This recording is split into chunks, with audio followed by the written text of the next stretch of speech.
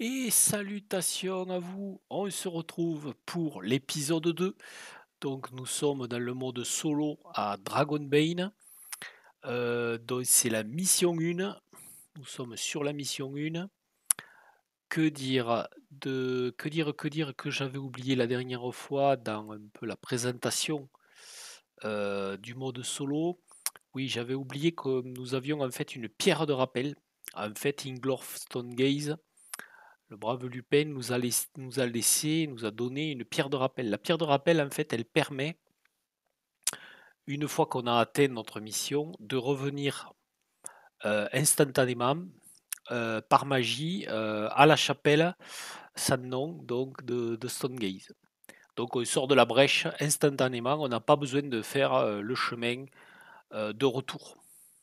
Mais voilà, pour cette première mission, donc il faut qu'on récupère Gorum, un orc, dans les griffes d'une secte, voilà, démoniaque. Donc il va falloir aller le récupérer. Donc je suis parti du principe que malheureusement la pierre de rappel ne marchait pas pour deux individus. Donc je ne peux pas en fait ramener euh, un allié et moi jusqu'à la chapelle. Donc j'ai fait le choix d'un peu plus de difficulté. On verra si c'est payant ou pas. Alors, donc nous en étions. Alors, cette aventure, donc cette mission 1, donc dans Alone in Deep Fall Bridge, hein, donc l'éclat reforgé, mince, j'ai pas corrigé. Je traduis petit à petit bien entendu, les infos. Donc nous avons donc le tombeau carbonisé. Ensuite, nous aurons deux waypoints, donc deux points clés dans cette mission qui nous sont inconnus, qu'il faudra que je paramètre. Et ensuite, au final, il y aura l'hôtel diabolique où est détenu Gorum. Donc là, nous sommes dans le tombeau carbonisé. Dans le tombeau carbonisé, un incendie a ravagé il y a longtemps cet autrefois grand mausolée. Il contient 5 sarcophages restants au milieu de tas de cendres. Trouvez un chemin à travers une porte cachée dans l'un des cercueils, mais ne dérangez pas les morts brûlés ni le piège caché. Donc ça va être un peu compliqué. Donc nous allons partir. Nous allons partir. Alors oui, j'ai remis aussi mon armure, bien sûr, que j'avais enlevé précédemment pour la pièce suivante. J'ai remis bien sûr mon armure pour voir si c'est bon sur baston. Si l'armure a bien été remise, oui voilà, armure remise. Donc ça c'est fait. Donc baston arrive dans la pièce. Donc qu'est-ce que nous allons dire? Donc il y a ces fameux 5 sarcophages. Ces 5 sarcophages. Donc j'ai imaginé qu'il s'échappait toujours une fine fumée des sarcophages. Euh, le sol de la pièce en fait, rocailleux, euh, ouais, pourrait être recouvert d'une fine pellicule de suie, froide et collante, très ancienne. Baston sent cette odeur, voilà, de vieil incendie. Et en dressant donc la torche vers le plafond de la grotte, il remarque qu'il y a des fumées éparses qui sont là, quoi, qui stagnent. Donc de loin en loin, il faudrait qu'on fasse donc apparaître un peu les squelettes. Donc de loin en loin, il y a on pourrait dire qu'il y a des ossements noircis qui ponctuent le sol autour des sarcophages. Ça pourrait être des squelettes un peu de diverses espèces, hein, des humains, des lupins, des nains. Ils sont encore assez reconnaissables. Et Baston, bien sûr, évite cérémonieusement et soigneusement, bien sûr, d'y marcher dessus. Donc, comme lui a révélé Stonegaze, bon, je pense que Baston sait que les pièges sont bien sûr liés, qu'il y a des pièges plutôt liés au sarcophage. Donc, il y a ces fameux sarcophages anciens et noircis recouverts de suie. Il y a une fine fumée grisâtre qui s'échappe de leurs couvercles, pourrait-on dire des vieux couvercles de pierre ébréchés, fissurés et très anciens. Alors, quelles vont être un peu les questions? Donc il faudrait régler le problème des squelettes. Tout à fait. Alors, nous allons poser une petite question, en espérant que nous aurons un peu de chance sur les squelettes. On va voir. Donc, on va lancer un petit D6.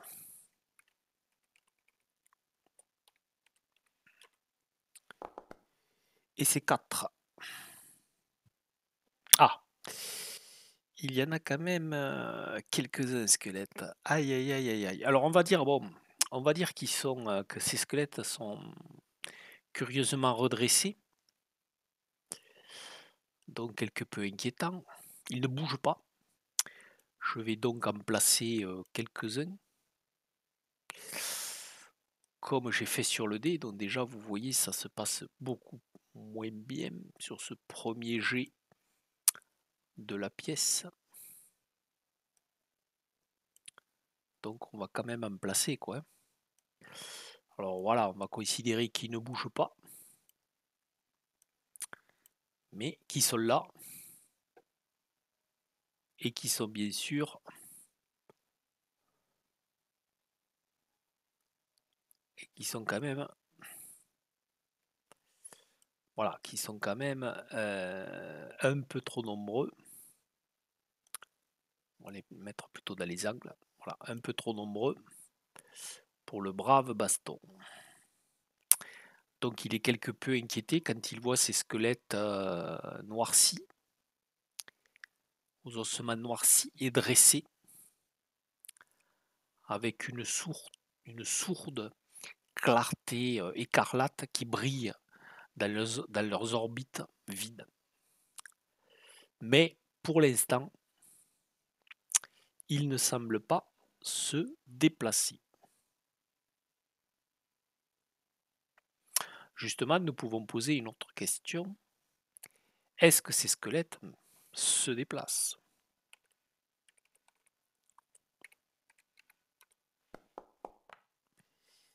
Ah, 6, oui, ils se déplacent.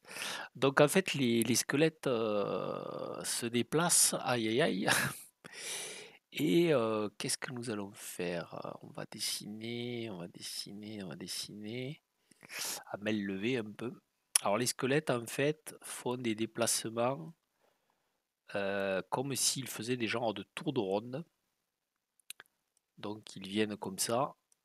On va être sympa. Voilà, ils viennent comme ça. Et une fois au centre de la pièce, ils font demi-tour. Donc par chance incroyable, Baston a pu passer in extremis entre les deux squelettes qui sont à l'entrée et qui font leur tour de garde. Donc, subitement, ça devient un peu plus dangereux pour Messire Baston. La question, comment pourrait-il repérer le sarcophage qui n'est pas piégé, ou qui ne semble pas piégé, comme Stonegaze lui a dit? Peut-être un petit jet, justement, d'Hidden Spot. Donc, on va faire un petit jet de Spot Hidden plutôt. Voilà. Aïe, aïe, aïe. Alors, Spot Hidden, le pauvre Baston. ne brille pas par ça.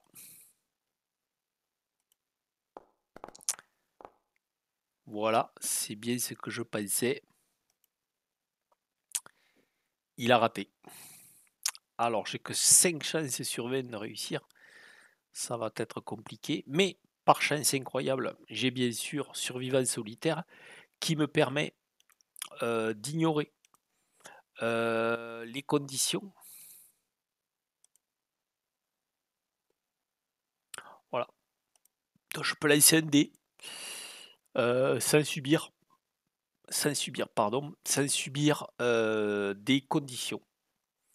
Donc, ben on va relancer, hein. C'est quand même assez facile, mais bon, j'ai très très peu de chance. Si vraiment je réussis,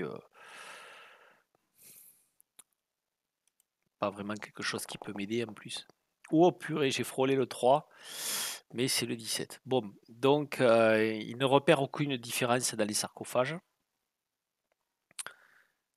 Donc ça va être un peu compliqué. Je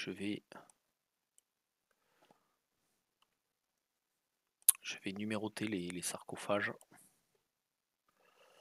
Voilà. Hop, hop, hop. Je suis en train de faire un sacré méchoui.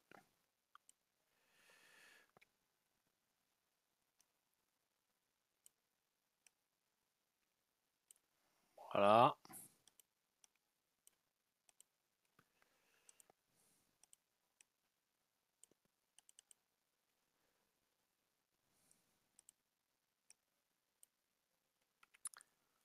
Voilà, donc on va les numéroter, forcément on n'a pas trop le choix. Le 3, non, le 3 je vais le mettre plutôt central.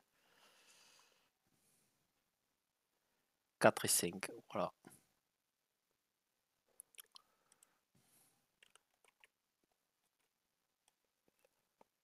Voilà. Bon, vous voyez, ça se passe beaucoup moins bien qu'à la première salle.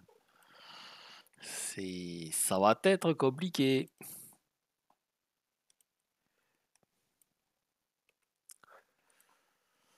Voilà, donc là j'ai à peu près numéroté donc, mes sarcophages. Donc il y a un sarcophage parmi eux. Donc je vais me diriger ben, vers un des plus faciles encore, où il n'y a pas trop de squelettes et qui passent et qui. Donc je vais aller vers le 2. Je vais aller vers le 2. Et terrible question. Alors on peut poser une question un peu plus ouverte en fait. Disons, si on veut assumer, euh, comment dirais-je, un résultat de dés plus équilibré. Donc je m'approche du sarcophage. Donc il constate qu'il y a bien entendu un couvercle. Et je vais donc tenter de l'ouvrir avec, je pense, Baston ne doit pas être trop aidé dans ses compétences. Ouais, c'est ça. Un Slate of Hand, c'est pas gagné, mais il va tenter. Donc il va essayer de pousser. Bon, dans un premier temps, je dirais que c'est quand même plus de la force, oui. Force brute pour pousser le couvercle. Donc je pousse le couvercle. Le couvercle est ouvert. Donc là, je vois. Donc maintenant, il faudrait voir si on pourrait imaginer qu'il y a des bouches à feu qui sont plus ou moins en veilleuse, prêts en fait à, si on les déclenche, prêts à activer le piège à feu. Donc, je vais poser une question assez simple. Donc, ça va être avec une réponse assez égale. Est-ce que c'est le sarcophage qui contient en fait le passage? Donc 1 à 3, c'est le sarcophage qui contient le passage. 4, 5, 6, ce n'est pas le sarcophage qui contient le passage. Oui, oui, oui, oui, oui, j'ai de la chance. Une incroyable chance un peu. Donc, incroyable. je vois qu'il y a, en inspectant l'intérieur du sarcophage, une trappe. Voilà. Par contre, et je détecte donc une bouche à feu qui est potentiellement éteinte, comme avait indiqué Stone Gaze. Mais bon, c'est pas fait, c'est pas sûr. Alors, qu'est-ce que je peux. Ben, je vais retenter Alors, je sais que c'est des jets qui vont être difficiles. Ça sera sûrement quelque chose à monter si je survis à cette aventure. C'est raté. Donc, ben voilà, je n'ai pas vu en fait le piège. Et donc le piège de feu s'active, il n'était pas désactivé. Et donc maintenant je vais tenter un jet d'évasion.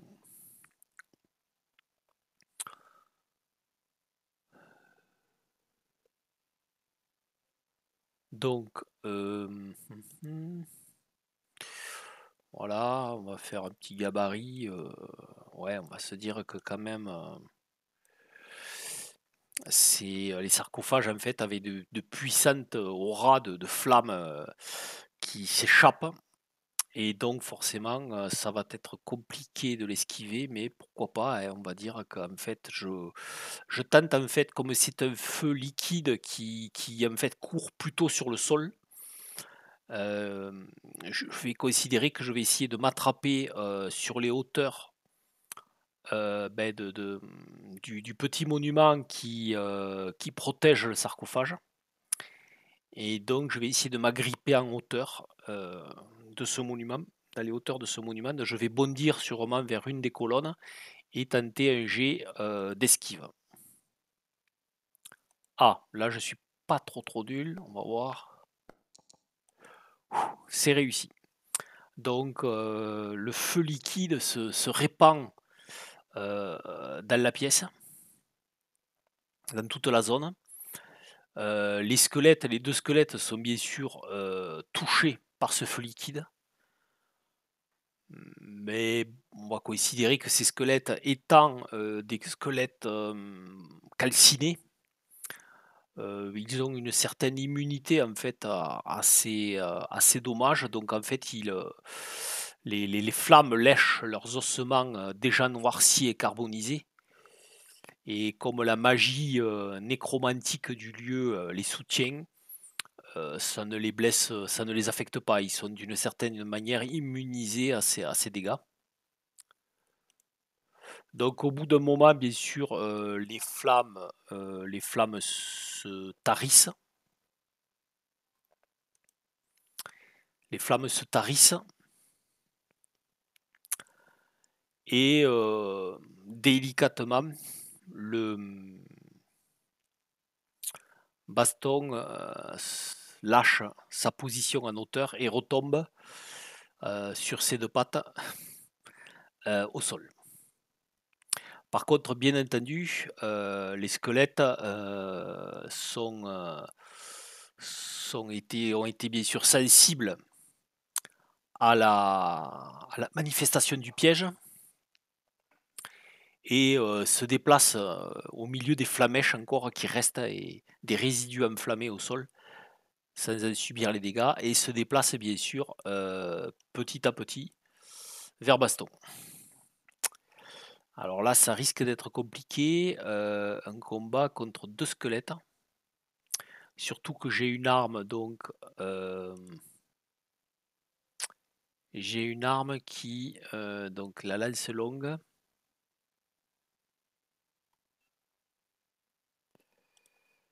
qui n'est pas bien sûr évidente pour combattre des squelettes.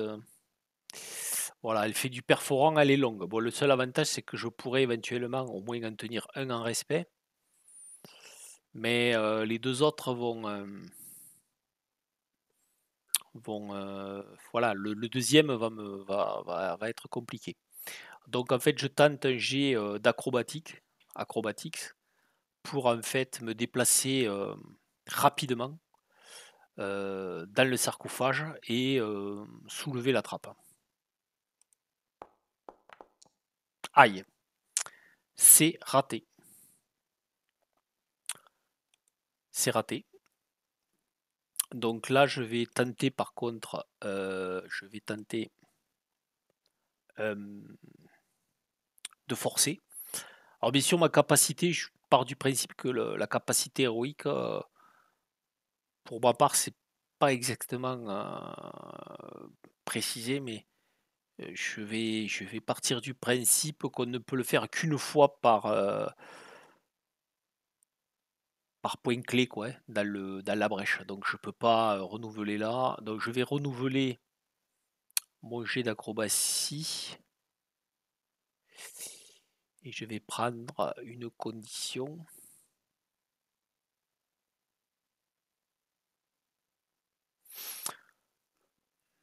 Alors je suis, tant pis, ouais, ouais, on va considérer que je suis quand même bigrement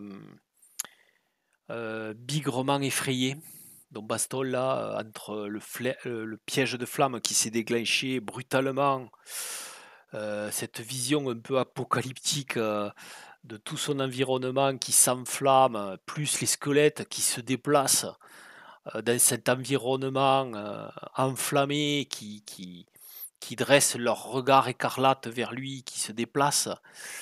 Voilà, là, il se sent véritablement piégé et donc il est quelque peu effrayé, quoi. Il veut absolument quitter cet endroit qui ne le rassure guère sur son sort. Donc je vais à partir de maintenant être beaucoup plus effrayé et angoissé par la mission, quoi, hein. À partir de maintenant, en tout cas pour l'instant, j'ai les nerfs à fleur de peau, pourrait-on dire. Là, ça, le pauvre baston est en difficulté. Et donc, je vais quand même tenter un nouveau jet d'évasion en espérant que ce coup-ci. Et non, bon, eh bien, ça va bien se compliquer. Donc, on va considérer que baston n'a pas pris une bonne base pour faire son bond en direction de l'intérieur du sarcophage. Et le voilà acculé contre le sarcophage. Et les squelettes sont maintenant quasiment à proximité. Donc nous allons rentrer en combat. Ce qui est beaucoup moins agréable, forcément.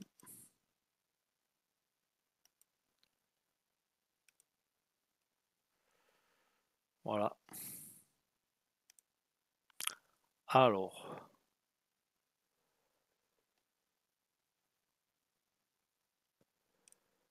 Alors. Mince.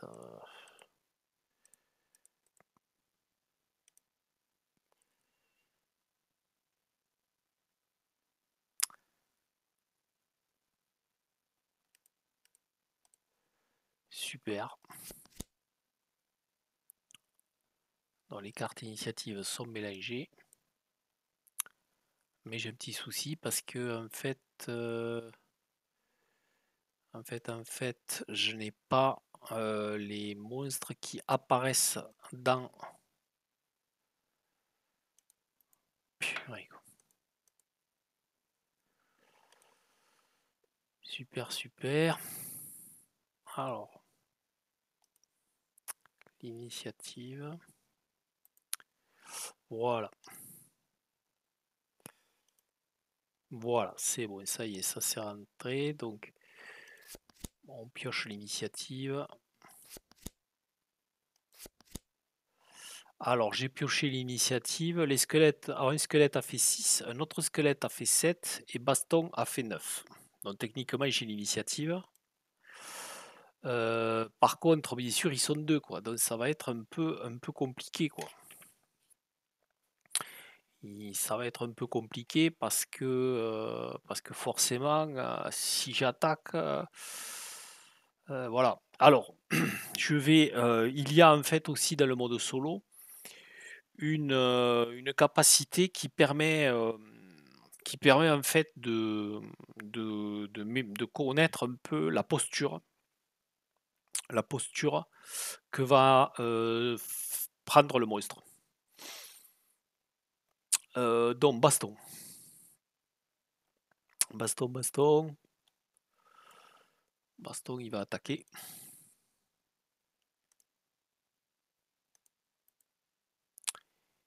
Il va attaquer.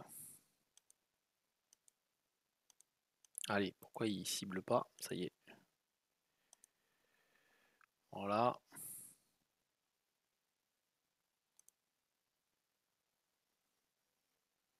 Alors, ça serait pas mal de renverser.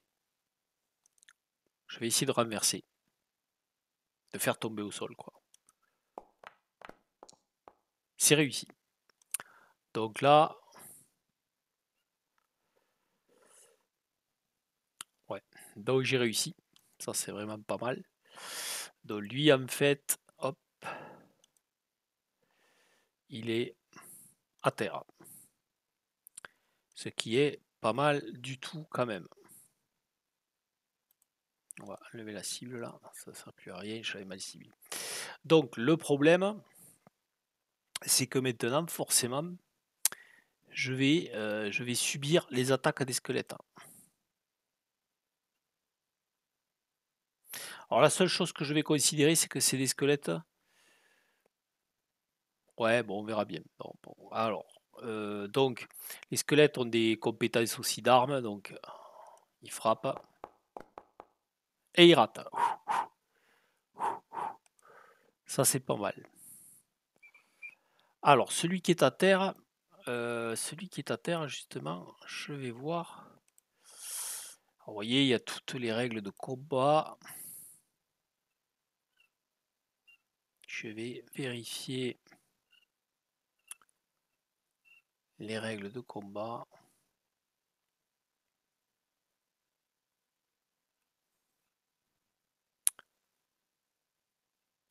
Parce que j'ai un doute en fait si Prone Target.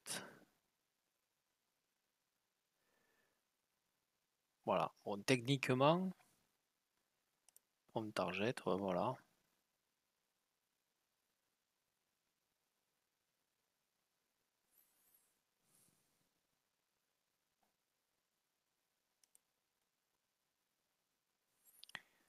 Ouais. Ah, je sais pas où on peut le trouver, ça c'est embêtant. Voyons, action et mouvement. Sûrement action et mouvement peut-être.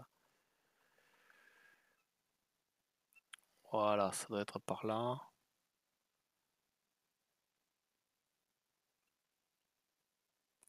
Reaction.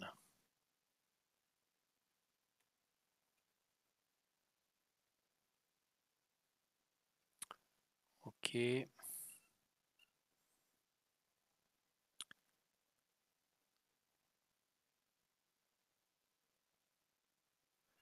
Donc c'est un mouvement, donc rien n'indique. Rien n'indique, ouais, on peut combattre et donner. Apparemment, il semblerait qu'on puisse. Ouais. Voilà. C'est pas. Ça peut après, ça donne forcément, comme on le voyait après, dans le combat. Quand on est, voilà, si vous êtes debout et que votre ennemi, bien sûr, est au sol, bon, on gagne un avantage et on inflige plus de dommages. Bon, c'est pas mal aussi. Mais en fait, le squelette peut malheureusement m'attaquer. C'est surtout ça, si je regardais. Donc là, ça va pas le faire.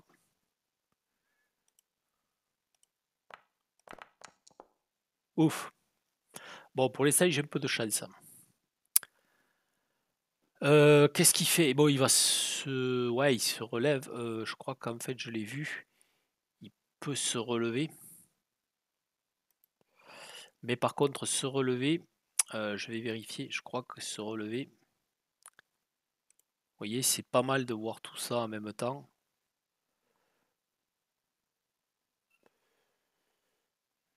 Alors,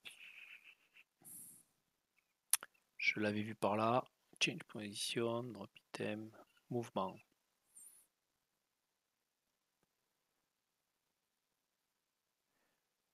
Ouais, c'est des... Voilà, mais comme je suis au sol, Je pense qu'il me faut en fait une action. Disons, une action. Il faut. Ouais. En fait, non. Donc il peut se relever facilement. Bon, là, c'est sûr qu'à plusieurs, c'est très intéressant parce qu'il suffit que un, par exemple, fasse tomber. Et si on a un autre combattant de mêlée, ça peut être assez intéressant parce que là, si bien sûr on avait été deux, si j'avais eu un compagnon d'armes, moi je mettais au sol et lui frappait, forcément gagnait un avantage à la touche et un dégât de plus. Bon là c'était un peu plus performant. Mais là, forcément au sol, ça me donne pas un grand avantage. Donc nouveau round, nouveau round.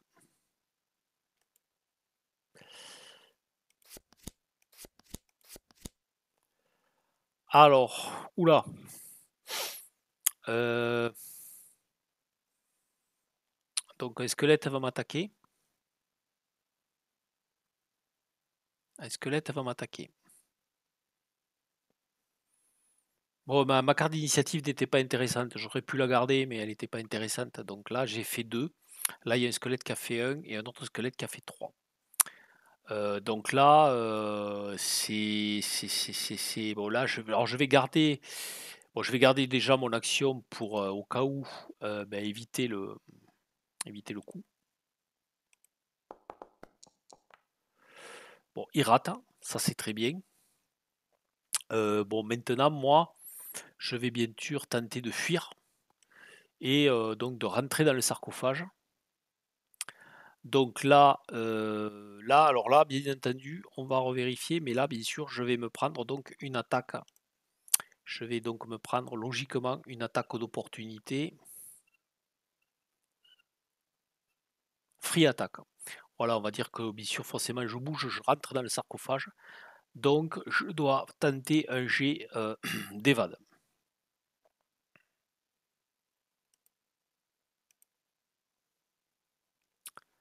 Donc, évade, est-ce que je l'ai en raccourci? Oui, parce que c'est une de mes actions. Aïe, aïe, aïe, aïe, aïe, aïe. Bon, ben, je prends les dégâts. Hein. Je prends les dégâts du squelette.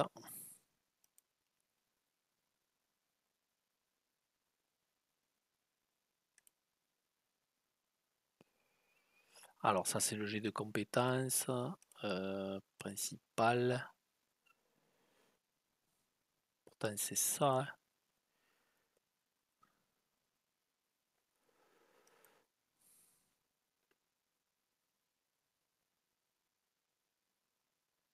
Mhm. Non, mais si. Pour vérifier, j'ai un doute là. J'ai un doute. Donc, evade.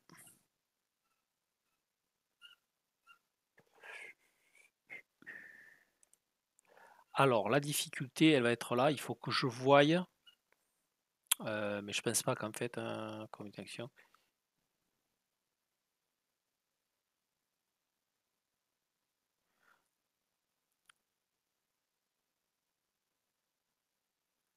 Voilà, donc je pourrais ni parer, bien sûr, ni dodger. Voilà, voilà, voilà. Donc, le brave squelette a une touche gratuite.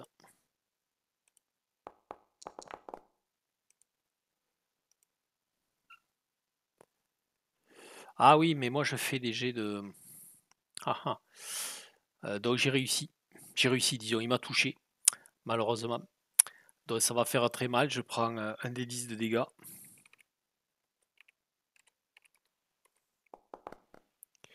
3. Bon, j'ai eu un peu de chance. Je prends qu'un dégât. Parce que j'ai 2 points d'armure. Donc je prends un dégât. Et je suis dans le sarcophage. Voilà. Je me suis déplacé dans le sarcophage. Et forcément, le deuxième squelette se déplace un peu et me frappe. Et me frappe. Donc là, je donne un coup de frappe.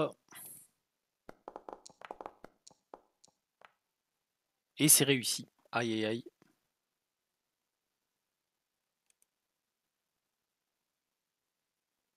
Aïe aïe aïe.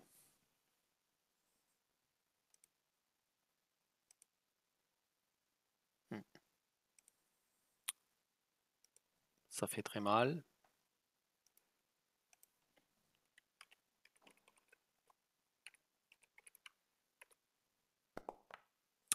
Ouh là là, là c'est pas pareil. Là, c'est pas pareil. Je prends 8. 8 moins 2, 6. Là. Donc là, j'ai pris 4, 5 et 6. Ça pique. Ça pique, ça pique. Donc, nouveau round. Donc là, forcément, ils ne sont pas montés dans le sarcophage. Donc, je vais me poser une question. Est-ce que j'ai le temps de fuir? Est-ce que j'ai le temps de fuir? Ou vais-je subir un round supplémentaire de combat? 1 à 3. Donc c'est bon. 1 à 3. Je suis arrivé en fait à filer. Et donc j'ai pu me faufiler dans la trappe avant qu'il me donne encore un coup supplémentaire. Et j'ai pu donc quitter, fuir le combat. Voilà. Donc là déjà c'est pas du tout pareil. Pas du tout pareil. Donc, une fois que j'ai quitté cette pièce, forcément, je suis, on va dire qu'il y a un genre d'escalier, un vieil escalier, et je me dépêche bien sûr à descendre cet escalier. Et donc, qu'est-ce que je vais essayer? Donc, voilà, dans l'escalier en fait, ou celui-là, mais bon, celui-là. Ouais, celui-là, c'est que des points de volonté, donc je vais être obligé en fait, et en même temps, voilà. Donc arrivé en bas de l'escalier, je cours, Baston s'échappe dans un tunnel, un sombre tunnel. Il poursuit bien sûr son expédition. Et ça a été quand même assez compliqué, mais bon, il s'en est quand même sorti. Et il va faire donc un petit repos d'un quart d'heure. Alors ce repos d'un quart d'heure, le souci, c'est qu'on ne peut faire un repos d'un quart d'heure qu'une fois toutes les 6 heures. Donc là, ça va être beaucoup plus compliqué pour récupérer davantage de points de vie.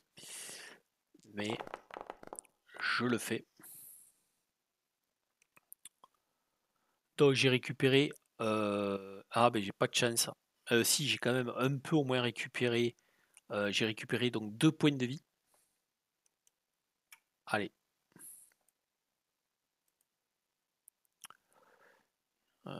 Ouais, j'avais pris 6, ouais. 3.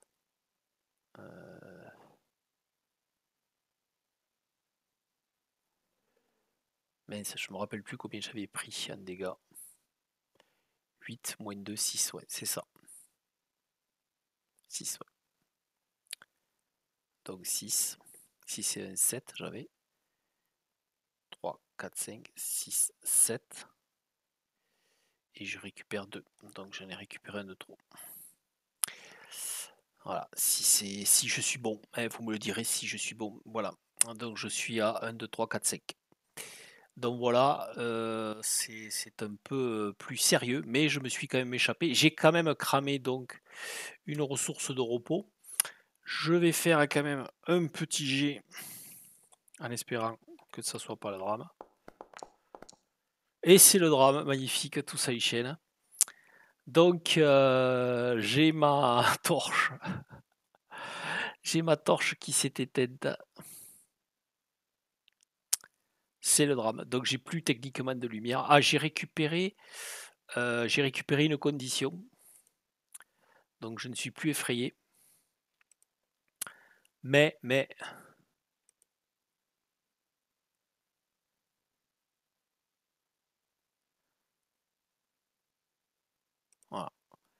j'ai ma torche qui s'est éteinte. Pas de chance. Donc je me retrouve dans le noir et sans torche. Ça va être un peu compliqué. Mais on va considérer quand même pour la suite de l'aventure, du moins pour l'instant, que petit à petit Baston en fait son regard s'habitue en fait à l'obscurité et il voit étrangement en fait des genres de moisissures rougeâtres qui diffusent une clarté assez basse bien sûr, orangée, mais qui lui permet du moins de se déplacer dans ce couloir jusqu'à atteindre la prochaine pièce, la pièce 3 qui va s'avérer, j'espère qu'il y aura un peu de clarté qui vient de la pièce pour au moins me permettre d'y voir quelque chose. Donc vous voyez que déjà la pièce 2 a eu son lot de surprises. Qu'est-ce qu'il va m'arriver donc dans le point stratégique 3? Nous verrons bien au prochain épisode. Allez, à ciao et à la prochaine.